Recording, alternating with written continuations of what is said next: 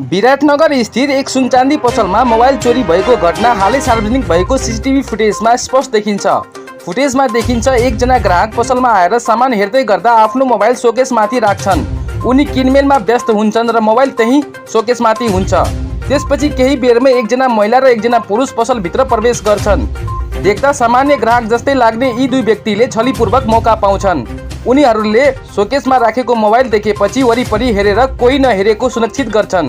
त्यसपछि महिला अघि बढेर मोबाइल चुपचाप आफ्नो खल्तीमा हाल्छिन्। यो सबै प्रक्रिया केही सेकेन्डमै हुन्छ।